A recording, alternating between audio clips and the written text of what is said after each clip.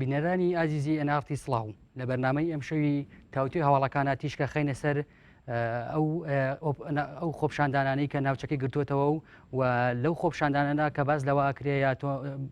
چاوی ئەوەی لەسەرەکە هێزە ئیسلامیەکان لە ناوچەکەدا تا ڕادێکی زۆر کۆنتترۆڵیان کردووە بە شێوەیەکی گشتی و بە تایبەتیش لە هەرێمی کوردستانە کە وا باسەکرێکە هێزە ئیسلامیەکان پشکێکی گەوریان هەیە لە پشتیوانیکردن لە خۆپشاندانەکانی ناوچەکەدا بۆ میوانداریکردن و گفتوگۆکردنی ئەو تەمەرە میوانداری بەڕێز کاک ئەبوو بەکر کاوانی ئەندامی مەکتەبی سیاسی یەکگرتووی ئیسلامی کوردستانمان کردووە زۆر بەخێر بێ مامۆستا. مامۆستا وەک خۆت ئاگاداری کە تەوژمێکی گشتی گۆڕانکاری لە ناوچەکەی گرتوتەوە تەوژمە تاوان لە بیدایەت ئەو ئاگاداری لە تونسەوە دەستی پێکردواتر تونس وە ناوچەکە تا ڕادێک لە ئێستا لەو قەیرانەدایە لەم تەوژمەیە هێزە ئیسلامیەکان زۆرە بینرێن بە تایبەتی ئیخوان لە میسر و باسەکرێکە لە قاعدە لە تونس و ببوورە لە لیبیا بە شێوکی گشتی لە یەمەن هێزە ئوسوڵەکان و لە هەرێمی کوردستانیشە یەکگرتووی ئیسلامی کوردستان و کۆمەڵی ئیسلامی بە شێوەیەکی سەرەکی پەنجەی ویان بۆ ڕاکێشرێکە بەشێکی سەرەکییان پێگەناوە لە پشتیوانیکردن لە خۆپشاندانەکاندا بە بڕای جەناب کاریگەری ڕۆڵی هێزە ئیسلامیەکان چییە لەم خۆپشاندانە و لەم ناڕەزایەتیانە بە تایبەتی لە هەرێمی کوردستان؟ بێگومان وەکو ناونیشان ئیسلامیەکان ڕۆڵێکی سەرەکیان هەیە لەسەر تاسەری ڕۆژشە دیموکراسی و چرخەکانی خۆرهڵاتی ناوەڕاستە چکم لە ڕووی مێژوویەوە ئیسلامیەکان زەرمەندترین کەس بوون لە نەبوون و دیارنەبوونی دیموکراسی و ستەمکاری ڕژێمەکانی ناوچەکە ئەوان ساڵهای ساڵ لە زیندانە شێدارەکان بە جۆرەها شێوە تازیب و ئەشکەنجە دراون سەرەتایەترین مافەکانیان لێزەوت کراوە ڕاوەدوون دراون ئازادی سیاسی و مەدەنیان لێزەوت کراوە بۆیە بەرژەوەندی ئەوان وەکو هێز و گروپی سیاسی و تەوژمی کۆمەڵایەتی ئەمە جگەلەوەی کە وەکو بەرژەوەندی گەلوونەتەوەکان لەوەیە کە گۆڕانی دیموکراسی بێ و ئەم سیستمە دواکەوتوانی ناوچەکە کۆتاییان پێبێ بۆیە لەو سۆنگەوە کە ئیسلامیەکان لە ژێر سای ئەو سیستمەیە یعنی بەهێزترین ئۆپۆزیسیۆن بوون و لە گۆڕانکاریەکانیشە پشکی سەرەکیان هەیە ئاساییە کە لە هەرێمی کوردستانیشە هێزە ئیسلامیەکان کە ڕەنگە درەنگتر دەرکەوتن وەکو هێزی کوردستانی لە ناوچەکەیە بەڵام ئەمانش لێرە هێزی سەرەکین لە ئەو خۆپیشاندانیانی کە ئەکرێ لە هەرێم بەڵێ ببوورە باسی وکە کە زەرمەندترین هێز بوون یا پشکێکی زۆریان بەرکەوتە لە ناوچەکە ئیسلامیەکان بەڵام زۆربەی وڵاتانە تا ڕادیەک پەیڕەوی و شریعەتی ئاینی ئیسلامەکەن و خۆیان بە هەڵگری پەیامی ئیسلامی ئەزانن ئەوە لە سعودیا و لە یەمان ئەوە لە میسر ئەوە لە تونس لە وڵاتانە و هەتا لە هەرێمی کوردستانیشە لەسەر لە ڕابردووە ینی حتا شەریع قانونەکان پشتی بەستووە بە بنەما ئاینیەکان ئەمە چۆن ئەمە تەزاروبە چۆنە بێ ئەگەر بە قسەی جەناب بکە باسەکەی کە پشکی زۆریان بەرکەوتووە هیچ ناکۆک نییە ئەو لێکدانەوەی لەگەڵ قسەکانی منە سەرنجام بەش لە ڕژێمەکان دیارە ڕژێمی علمانی دواکەوتوو بوون علمانێتێک کە دابڕاو بە لە دیموکراسی نەگە و علمانێتی کە لە خۆراوایە لەگەڵ دیموکراسی هەڵی کردووە سیستمێکی وەکو تونسی هەر بە دەستور سیستمێکی علمانی سەرکوتکەر بووە و ئیسلامی وەلانەوە سیستمەکانی تر سیستمی تێکەڵ بوون لە هەموو حاڵەتێکە ستەمکاری ئیسلامی و نایسلامی ناسەپێنێ یەکێ لە ئامرازەکانی ستەمکاری بەکارهێنانی ئاینە وەک سەرچاوەیەک بۆ پیاکردنی شەرعەتی لەبەر چاوی خەڵکی سادەیە وەک ئامرازێ بۆ سندنەوەی ئەو قیەم و بەهایە ئەو سەرمایەش لە دەستی هێزە معارزەکان زوڵم ستەم بە ناوی ئیسلامەوە بکریا بە دەرەوەی ئیسلامەوە تەبیعیەمان بە ناوی ئیسلامی شەونیان کردووە ئەوەی مەبەستیان بۆ بیسەلمێنن ئیسلامیەکان نوێنەری بەهای ئیسلامیەکان ناکەن ئەوەنە نیان مەبەستیان ئەوە نەبوو کە خۆیان بە نوێنەری هین بزانن بەس نوێنەریان خۆیان بە نوێنەری ئیسلامێکی فەرمیزانەوە ئیسلامیشان لە چوارچێوەی ئەو دۆ خەستەمکاری و دواکەوتوەیە وەک ئامرازێ بەکارهێنانەوە بۆ ڕەوایەتیەک بۆ سیستمێکی سیاسی کە هیچ ڕەوایەتێکی جەماوەری نەبووە چووکم سیستمێک بۆ بە دیموکراسی هەڵنەبژێرەوە و ڕنگدانەوەی ئیرادە و خواستی هاوڵاتیانی ئەو وڵاتان لە ئێستاە هێزە ئیسلامیەکان کاریگەریان لە چی ئاستێکایە یەکگرتووی ئیسلامی کۆمەڵی ئیسلامی کە دوو هێزی سەرەکین بەردەوام وەک ئەوە بینێن کە پشتیوانیەکی سەرەکیەکەن لە خۆپشاندانەکان ئێمە لە بیرمان نەچێ هێزە ئیسلامیەکانی کوردستان دیارە قەبارەی ئیسلامیەکان لە وڵاتانی تری خۆرهڵاتی ناوەڕاستە زۆر گەورەترە لە کوردستانە بەڵام لە کوردستانیشە دوو هێزی ئیسلامی حساب بۆ کراو هەن کە پێگەی و جەماوەری خوان هەیە لانی کەم 400 بۆ 500 هزار دەنگ یا بڵم لە 15 بۆ 20 دەنگەکانی خەڵکی کوردستان لانی کەم لەگەڵایە بۆیە ئەمانە هێزی حساب بۆ کراون و لەم دوایشە ئەوەش سەلما کاتوانن تەکنیکی ئیشی هاوچەرخیش بەکاربێنن لە جوڵاندنی شەقام و مامەڵەکردن لەگەڵ هاوڵات وڵاتیانە و هەتا تۆزی تۆرە لە خۆساکردن بپرسم ئەتوانن شەقام بجوڵێن بەڵام ئەتوانن کاریگەریکی ڕاستە و خۆیان هەبێ بۆ دەسەڵات ناچار بکەن بۆی کە مل بۆ داواکاریانیان بە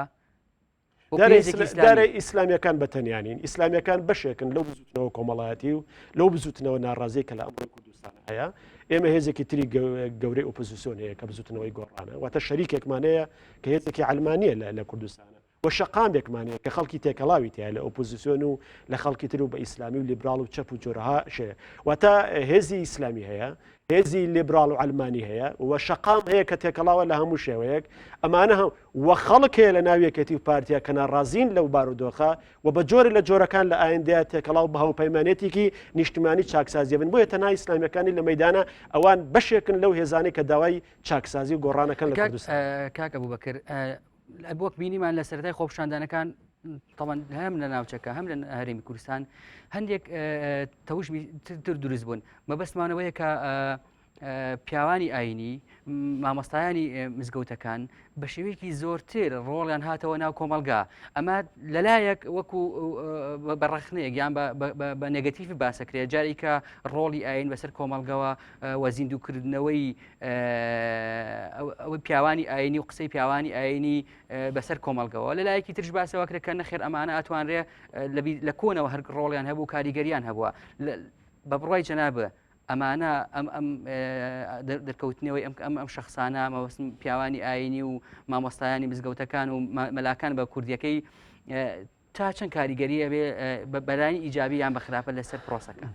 من بڕوان بەوە هەیە یەکێ لە دیمەنە جوانەکانی ئەو بزوتنەوە کۆمەڵایەتی لەو ماوەیە ڕۆیدا بوونی مامۆستایانی ئاینی بوون لە پاڵ ڕۆشنبیرە لیبراڵەکان و چەپەکان و خەڵکی ترە یەکەمیان مامۆستایانی ئاینی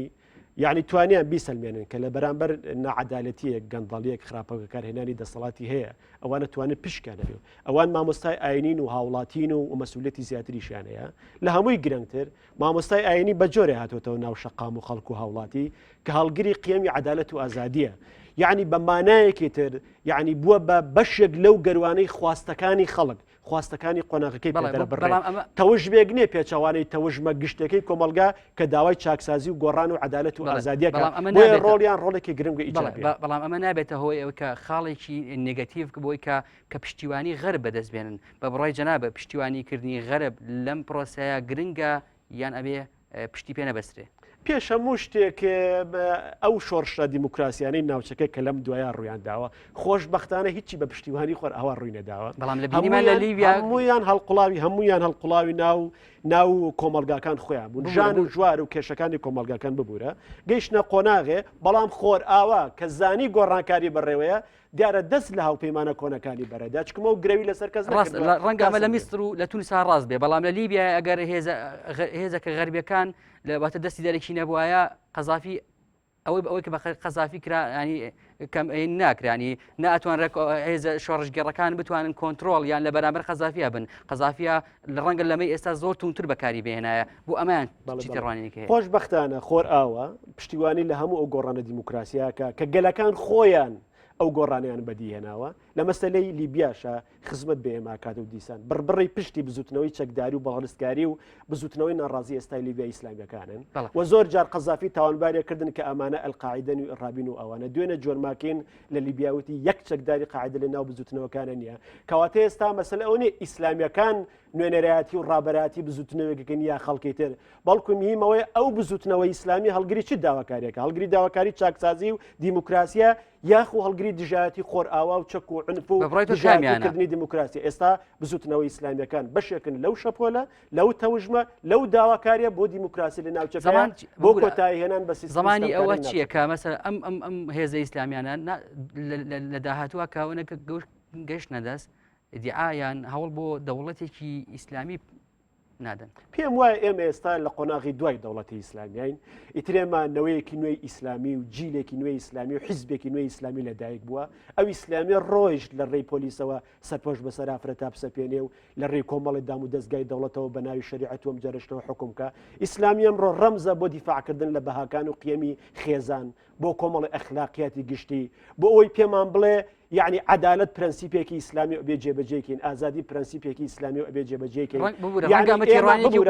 ئەگەر یەک تۆست قسەکەم تاواکەی ئاماژەیە بەوەی کە ئێمە ئەبێ ڕێز لە هەویە و ناسنامەی ئیسلامی کۆمەلگاکەمان بگری بەوەی کە لە کاتێکە سیاسەتە گشتەکاندا ڕێژین لە کاتێکە قانونەکانمان لە پەرلەمانەکاندا ڕێژین ئاگامان لەوە بێ کە هەویەی دینی و حەزاری ئێمە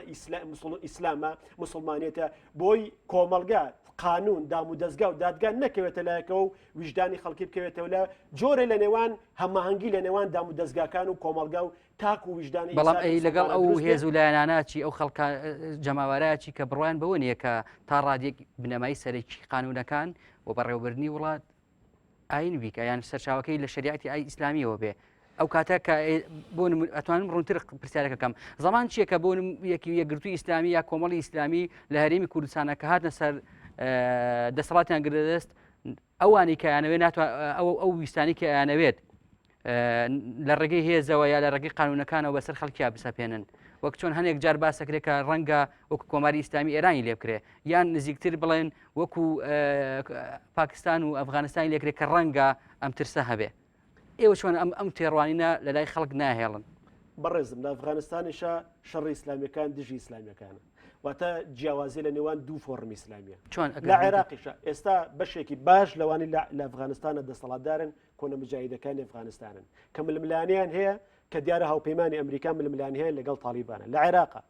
ئەوانەی بەشێکی باش لەوانەیە لە عێراق حکومەکەنی ئیسلامیەکانن کە ململانیان هەیە لە نێوان کۆمەڵی ئیسلامی تر کە بڕوان بێڕهاب و توندوتیژ و تۆقاندن هەیە جارە لە هەرێمی کوردستانە مەسەلەی حکومی ئیسلامیەکان جاری هەر زۆر دوورە یعنی هیچ حکوومەتێکی ئیسلامی دەوڵەتی ئیسلامی لێ ناکەوێتەوە ئەگەر بە شۆڕشی ئیسلامیات تێنەپەڕی بێ ئێمە لە بەردەم ئەگەری شۆڕشی ئیسلامیانین لە بەردەم ئەگەری شۆڕشی دیموکراتیاین ئێمە داوای چاکسازیەکەین لە وڵاتەکەی خۆمانە واتە گۆڕانکاری لە چوارچێوەی وەزعی مەوجود پرنسیپەکانی وڵاتەکەی خۆمان ساوابەتی نیشتیمانی بە هاوکاری لەگەڵ هێزەکانی تر لەبەرەوە تۆ بە هاوکاری لەگەڵ هێزەکانی تر کە حکوومەت پێگەیەنی ئەبێ ڕێکەوتنێکی سیاسی هەبێت کە لە دەستورێکا بەرجەستا بێ ماف و ئازادی هەموو دابینکە بۆیە ئەو مەترسیە لە گۆڕێنانیە و ئەو پرسیارە کۆن بۆ بەڵێن بۆ شۆڕشە دیموکراتی کە جەنابە باستێکی تا چەند غەرب یا ئەمریکا بەورتر لە هەرێمی کوردستانە پاڵ پشتیەکە لێرەش خەڵک ڕژایە سەرجادا خەڵک کوژرا و برینداری هەبوو و زیاتر لە 2 مانگ لەسەر شەقام بوو ڕۆڵی ئەمریکا بۆ دابینکردنی ئەو دیموکراسی کە جەنابە باسیەکەی چی بوو ئایا پەیامێکی مباشیری هەبوو بۆ هێزە ئۆپۆزسیۆنەکان بۆ جەماوەر بە بڕای جەنابێت یعنی ئێمە بارودۆخی کوردستان تایبەتمەندی خۆی هەیە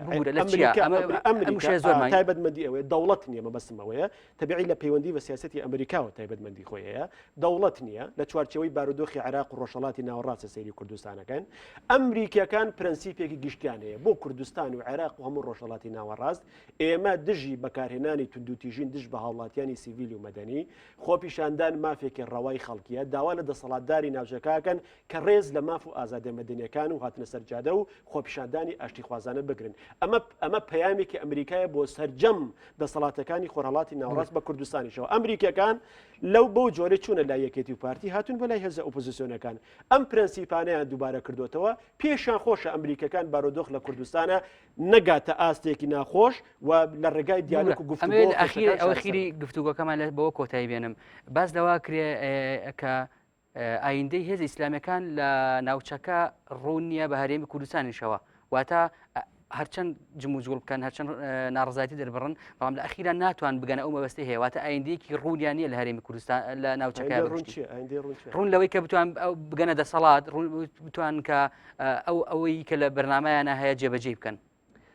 تبعی بەرنامەی ئەوان چییە؟ بەرنامەی ئەوان چاکسازی ئێستا بەرنامەی ئەوان ڕزگاربوونە لە بارودۆخێکی نائاسایی ئەگەر ئێمە لە هەرێمی کوردستانە سیرکەین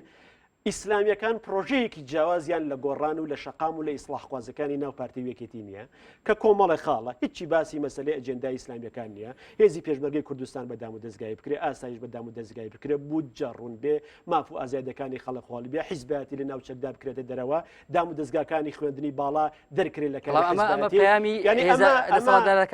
ئەمە کۆمەڵی خەڵک تەبیعی ئیدعایەکەن لە ئیسڵا بەڵام خەڵکێک لە ناو دەسەڵاتی شەهەیە و حیزبەکان بڕوایان پێێتی یعنی ئەجێن ئەجەندای ئیسلامیەکان ئەجەندایەکی نیشتیمانی سیاسی گشتیە کە لەگەڵەوەکانی تر یەکەگرێتەوە هەر کەس بە هەناسە و ئوسلوبی خۆی دیفاعەیە. کاک بەڕێز ئەبوو بەکر کاوانی ئەندامی مەکتەبی سیاسی یەکگرتووی ئیسلامی کوردستان زۆر سپاس بۆ میاندارەکەت.